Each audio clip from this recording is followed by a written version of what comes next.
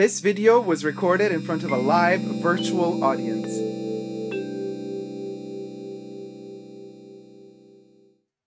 Hi everybody, Dacob here. Welcome back to Essentially Dacob, the perfume channel du jour.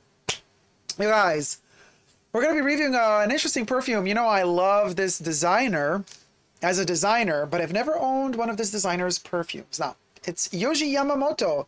Yohji Yamamoto.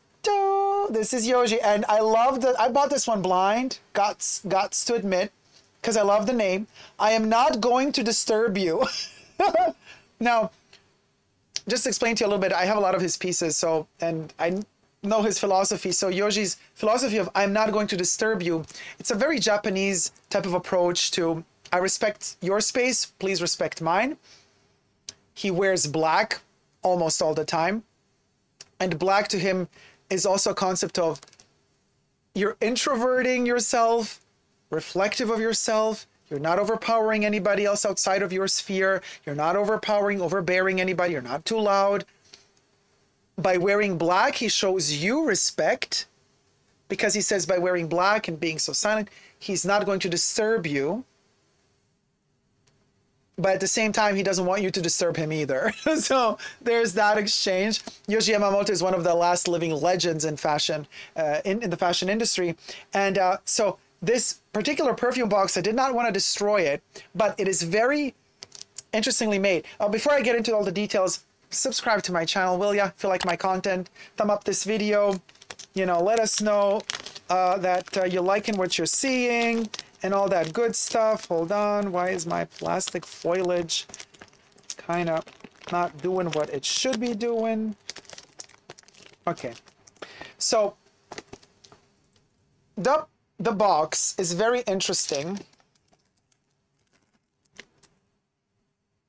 because it kind of tells you, now also Yohji, because he wears black, a little bit of pleating, you see you have the little bit of that shadowing on the cardboard box. This one was made in France. It's a very interesting concept of a box. This, you can't pull this out. This is kind of locked in place, but it's just a folding technique. Maybe a little bit reminiscent of origami, giving us a little bit of that Asian vibe.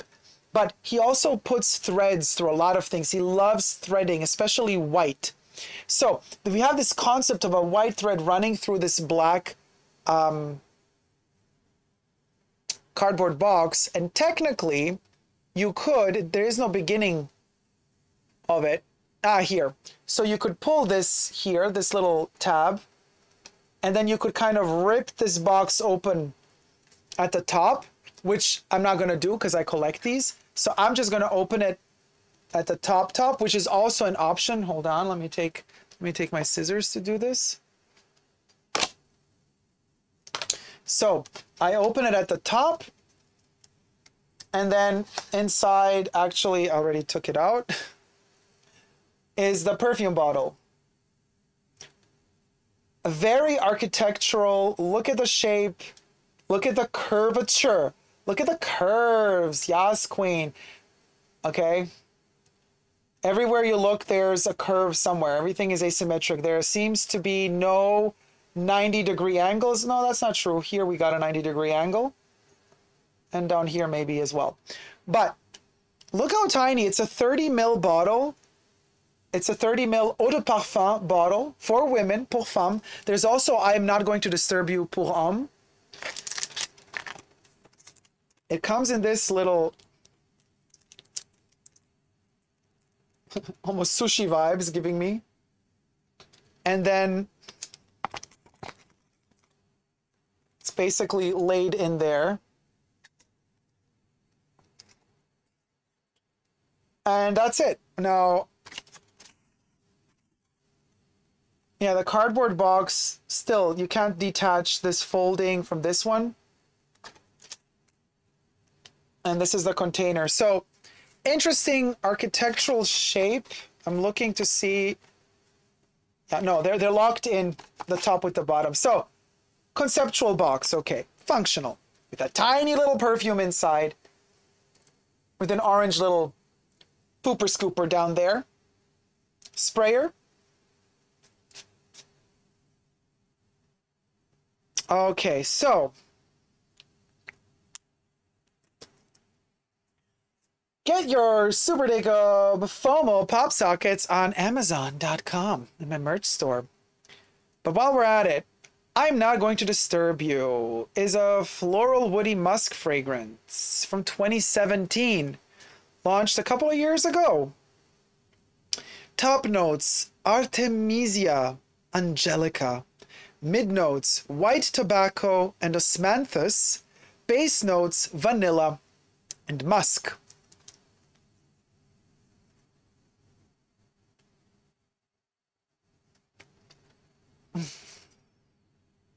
I'm Not Going to Disturb You is not really the concept of this one because it has character.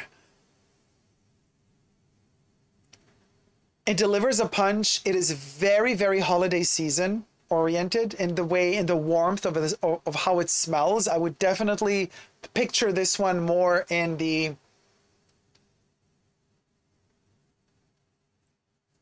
holiday season. Very Christmassy. It's very, very, let's have another eggnog and call it a day. Or we could sit in front of the fireplace and enjoy a little hot cocoa with marshmallows inside. But the most interesting note about this is the white tobacco, because the white tobacco is also the prominent note in Tobacolor. Christian Dior's La Collection Privée or Maison Dior, Tobacolor or Tobacolor is drenched in tobacco of different types, but also white tobacco. And this one, which came out before Tobacolor, seems like François Demachy for Dior. Check this one out because the tobacco in them is exactly the same. Except here's the twist. You can get this one for a lot cheaper. This is basically a cheapie nowadays. You could even hunt it down at TJ Maxx. You know what I mean? In fact, I got mine at TJ Maxx for like $14. So it was very, very, very, very cheap. It was very cheap. And it has that smell, you know? It has that smell of Tobacolor. Lighter, not as rich in the opening notes. It's not as pompous and overpowering as Tobacolor is in the opening notes. It's more subdued, it's more elegant, it's more like I'm not going to disturb you. Of course, it delivers a punch because it is a strong fragrance, but it's well blended. It's kind of rounded around the edges. There's no sharpness to it. It's a warm bubble. And you know, osmanthus, vanilla, and musk, and the tobacco. So it's a synthetic musk. You're going to get a synthetic musk in here. You're going to get a synthetic vanilla. I mean, it's a pleasant vanilla. It's a warm vanilla. It's a vanilla that blends very well with the white tobacco. And the white tobacco in here is not, it doesn't dry your palate like the Tobacolor white tobacco would, but it doesn't break the bank. So that definitely is worth buying. If you like Tobacolor, but you don't want to break the bank, hunt this one down instead. It's gonna give you a more soothing experience of a fragrance that could have been easily labeled Dior Collection Privée. It really could have.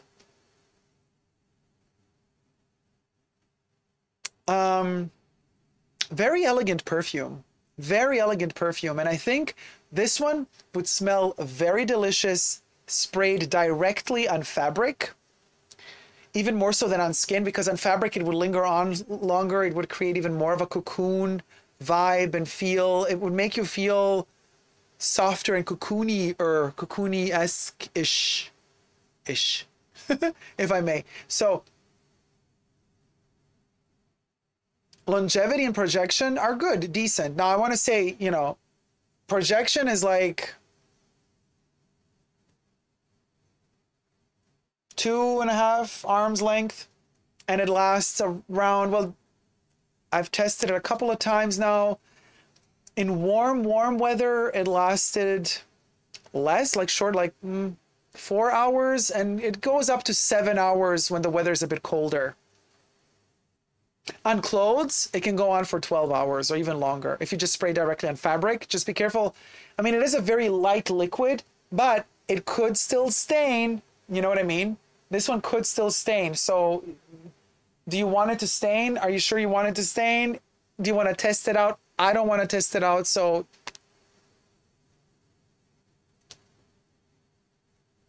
the more it stays on the skin, the more it keeps warming up. It almost has a donut-y, like a donut, spicy donut after smell, like a little.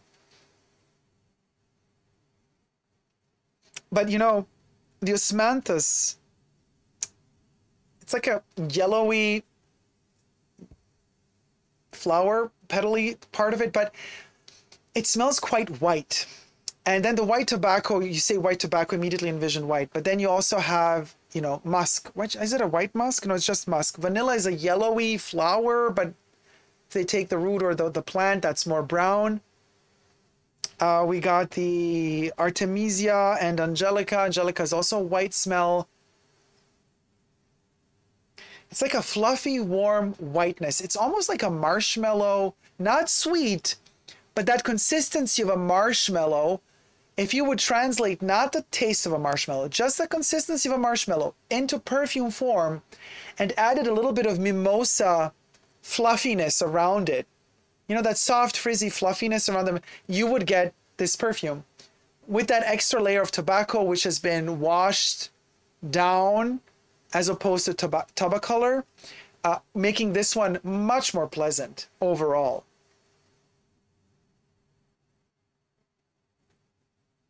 It is targeted to women, but it's very unisex. I mean, Tabacolor is also targeted to both sexes, both genders. So this one also, I would definitely easily see anybody wear this one. Anybody. And I'm, you know, I always say perfumes know no gender, but I'm saying this in particular about this one because they do have two versions of it. There's for men and for women. You know, I am not going to disturb you for men. I'm not going to disturb you for women. And it almost feels like it wasn't necessary to do the other one because this one really works for everybody.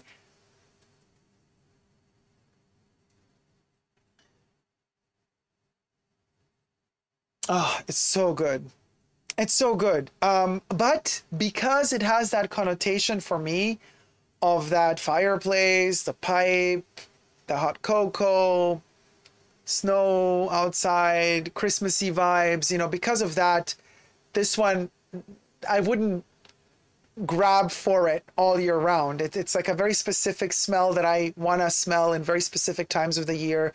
So in a way, it's good that it's a 30 ml bottle. You don't need, you know, you don't need a huge thing. This one will last you a lifetime, probably. Considering that the ingredients are probably also all synthetic, this one ain't gonna go bad either with time. So you could have this for a long time and just use it for those special occasions when you want to feel a little something, something, a little zhuzhiness. This is not a perfume that is groundbreaking in any sense of the word. It's not a perfume that reminds in your memory really that much. But then again, I am not going to disturb you is what it's called. So it's not supposed to be too memorable either. You know, I mean, such a genius name for a perfume, honestly. Like, how do you deliver the concept of a fragrance, which you know, we all want to wear perfumes. We don't all want to wear perfumes, but how brand marketing sells us perfumes is you're going to be more attractive if you wear this. You're going to be more remembered. People are going to really like how you smell. They're going to ask you, what are you wearing? You can flirt easier. Like it's all about being remembered and actually disturbing somebody else's sphere because you want to make somebody aware of you. This one plays the tactic of reverse psychology, telling you when you wear this one, you will become invisible. But of course, it's just reverse psychology because, as I said, it is a relatively potent fragrance. You're not going to be invisible when you wear this one. However, oddly enough, you will also not be remembered. You will be noticed. I mean, the perfume will be noticed when you wear it and come in, but then when you leave, it will not be remembered because it smells almost too close to a potpourri. It's very generic. in the way that it's very pleasant. So it really delivers what it promises. I will not disturb you. It's like one of those smells that we're used to smelling from people's homes. If they have potpourris, it was something very typical for the 80s and 90s in particular in America. You would always have on a table a little potpourri set up of dried plants that have been artificially sprayed with some shit. And they always smelled very particular of spices and flowers and woods. Pleasant if you put your nose into them, not pleasant, but pleasant if they're standing on the table and they just kind of delicately emanate their aroma throughout the room. Then pleasant. It doesn't disturb you. You enter the room, you remember, you acknowledge the fact that the smell is there. You know it's that it is oh my gosh, that it is an innocuous smell. So not dangerous, soothing, maybe, delicate, makes you chill. But once you're gone, you're gone. You know that smell. It's nothing groundbreaking. This is the same concept. It's like a potpourri of perfumes.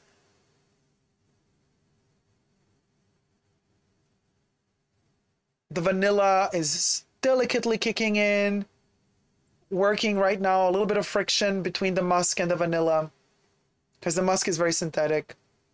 But the vanilla keeps warming up and softening and sweetening up the other ingredients. It's sweet vanilla. It's not one of those dry vanillas. But the musk keeps kind of giving it a little bit of that synthetic metallic edge. So they keep balancing themselves out. None of them over-dominates the other, you know. And just like with Tabacolor, the white tobacco is gone relatively soon. It leaves a hint of itself, but that opening moistness of tobacco is gone relatively soon. And we're left with a very pleasant, very, very unisex, comforting, soothing fragrance on the skin that warms you up, pleasant. There's no 50 Shades of Grey in this. There's no sexuality in this. It's an easygoing. It's like the perfume that comforts you in a way that you don't want to necessarily, you know, you don't fall in love with a person wearing this. I mean, you might, but it doesn't give you that boost of, oh, that smell, I need to know more. The poetry is not there, you know? It's very linear, structured in a very simple way. It's meant to not disturb you. So but it's bizarre because it's not simple, you see. It's not a simple perfume that makes you go, oh, no, it has character, but it doesn't disturb you. I mean, it's very well balanced. It's simple, but structured.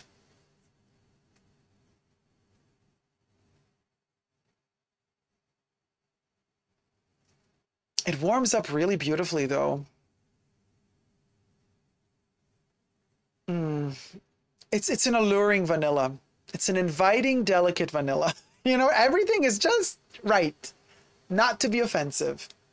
Now, if you're that type of person, very PC, very politically correct, this is the one for you. This is definitely the one for you. Sometimes it can be politically correct to wear this one, and then I could really go yes, I'm gonna plan to wear this one to that occasion because it's gonna cater to my political needs in that moment. But otherwise, I'm kind of a little bit more daring. I like a little bit of a skanky note from time to time as well. I like to have something that delivers a punch that is not necessarily comfortable sometimes. This ain't it. This is just really for the pleasant tone. And because it's that way, I don't envision like a poetic vision beyond sitting in front of that fireplace on Christmas while it's snowing outside and you're drinking your warm cocoa with marshmallows. But then again, do you need more poetry than that? Not always. Not always. Sometimes it's just those simple things in life that are just enough. And that's exactly what this is. Sometimes in life, this is just enough. So maybe more than I am not going to disturb you, it could have been called sometimes this is just enough.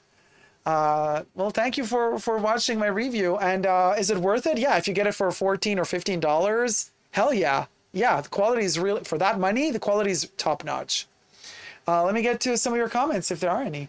I've bought a few fragrances that are made for men because I love the musky smell, says Susie Q. Oh, you little minx. Jam says, opium is totally a politically correct scent. Not. Oli Soto says, the office scent. It could be maybe too warm for the office, you know, because aquatics are very popular in the office, but you could, this one is borderline office as well. DSD says, too right. Sometimes the simplest is perfect. Oh, of course. And this is also the philosophy, ultimately the philosophy of Yohji Yamamoto. It is. That's bottom line is he likes things simple. You know, simple but structured like a tweed suit, says Jack. It has that in it. It does. It does. That's a good point, Jack. It is very tweedy. It has a tweed consistency in the density of the smell. When I described it as that marshmallow with the fluffy mimosa around it, it might as well have been even tweed instead. That's a really good point, Jack. Yeah, Sunny Callie says, I love the way you describe perfumes. Thank you so much, Sunny. Jam says, I probably butchered it. Oh, wait. DSD says, oh, how I love vanilla. If it's a good vanilla, we love a good vanilla. Yeah. Jam says, oh, that word innocuous. I know, I love that word. Sounds so articulate. Jack says, like a ghost. I really miss perfume and scented candles, says DSD. There are some really good ones out there. And there's some really tacky ones too. Alina says, what's the name of this perfume? This perfume is called Yohji Yamamoto, which is the designer behind it. And he's the designer, but the perfume is called I Am Not Going to Disturb You. I am not going to disturb you. And this is his signature, Yohji Yamamoto. You know, Gwen Stefani sings about it. Yohji Yamamoto. You know the song? She mentions Yohji in one of her songs. Oli Soto asks Debs, do you spray on your clothes in cold weather? I do, but only in winter. Debbie says, oh yes, all seasons. I also do. When I wear perfume, I usually do 1, 2, 3, 4. 1, 2, 3, 4, 5. 1, 2, 3 in the hair. 1, 2. 1, 2. And then the clothes a little on the leg. I mean, I'm a mess. Over sprayer much? Yes. Because I wear perfume for me. It's like my outfit. It's my armor. Debbie says, my perfumes are categorized for the seasons, however. Oh, yeah. Well done, well done. Well done. Is the perfume bad for birds? Don't spray perfume on birds. They don't like it. First of all, alcohol, not good for birds. Second of all, the synthetics in here, not good for any animal, really. It's not even good for humans, you guys. These are highly synthetic, you know, chemical products. We love to smell them, but healthy is something else. Just saying.